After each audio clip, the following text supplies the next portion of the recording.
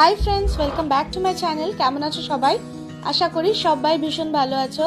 আজকে আমি তোমাদের সাথে আমার জানলার ছোট্ট গার্ডেনটা শেয়ার করছি। তো আমি আমার জানলায় ডিসেম্বরের শেষের দিকে কিছু গোলাপ গাছ আর কিছু গাঁদা গাছ লাগিয়েছিলাম, সেটাই তোমাদের সাথে শেয়ার করছি। তো দেখো, এটা একটা অরেঞ্জ গোলাপের গাছ। মানে অরেঞ্জ যখন এটা নতুন ফোটে অরেঞ্জ থাকে, তারপর একটু হালকা পিঙ্কিশ হয়ে যায়। তো এই গাছটা দেখো কত সুন্দর হয়েছে, একসাথে 6খানা ফুল হয়েছে গাছটায়। আর এই ফুল কুড়িগুলো কিন্তু সবই আমার এখানেই এসছে। আমি আর হালকা করে বের করে দেখাচ্ছি, কারণ ভেঙে যেতে পারে।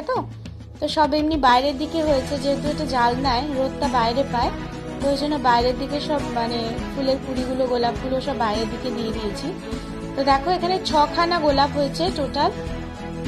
অনেক সুন্দর লাগছে দেখতে, ভীষণ সুন্দর লাগছে দেখতে।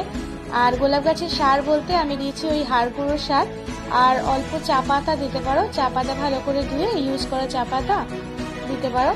খুব সুন্দর হয়েছে গোলাপ গাছটা, ওই জন্য ভাবলাম যে তোমাদের সাথে একটু শেয়ার করা যাক।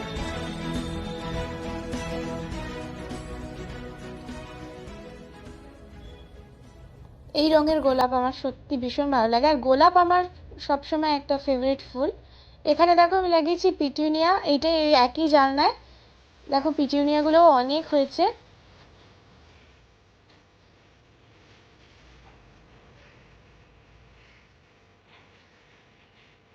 এখানে আরও পিটুনিয়া লাগিয়েছি। মোটামুটি আমার কাছে 4টে টব আছে, 4টে টবেই অনেকগুলো করে ফুল হয়েছে।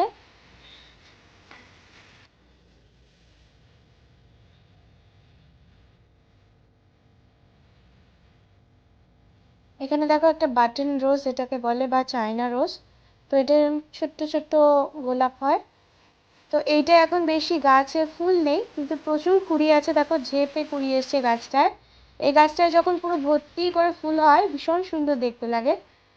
তোমরা কিন্তু এই গাছটা লাগাতে পারো যদি কেউ না লাগিয়ে থাকো। ছোট্ট ছোট্ট এরকম বাটনের মতন রোজ হয়, আর খুব সুন্দর দেখতে লাগে। এখানে দেখো একটা ইয়েলো রোজ, এটাও ভর্তি ভর্তি কুড়ি এসছে। সবই এখানে আমার বাড়িতেই এসছে।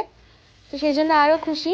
গাছ কিনে আনা কুড়িতে ফুল ফুটলে যত না খুশি লাগে, বাড়িতে আনার পর সেই গাছ সুন্দরভাবে যদি কুড়ি হয়ে ফুল ফোটে, সেটা নিজের আরও অনেক বেশি স্যাটিসফাইড লাগে নিজেকে।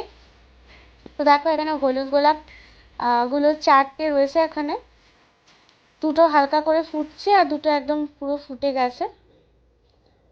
এদিকে দেখো আমার রয়েছে গাঁদা ফুল। তো এখানে চন্দ্রমল্লিকাও ছিল, চন্দ্রমল্লিকাগুলোকে আমি ব্যালকনিতে পাঠিয়ে দিয়েছি। এখন এখানে গাঁদাগুলোই রয়েছে। আরেকটা জিনিস তোমাদের সাথে শেয়ার করে দিই, এই দেখো আমি এখানে একটা ডিআইওয়াই টব বানিয়েছি। তো এই মিষ্টি যে কন্টেনারগুলো আসে, ওগুলোর মধ্যেই ফুটো করে টব বানিয়েছি।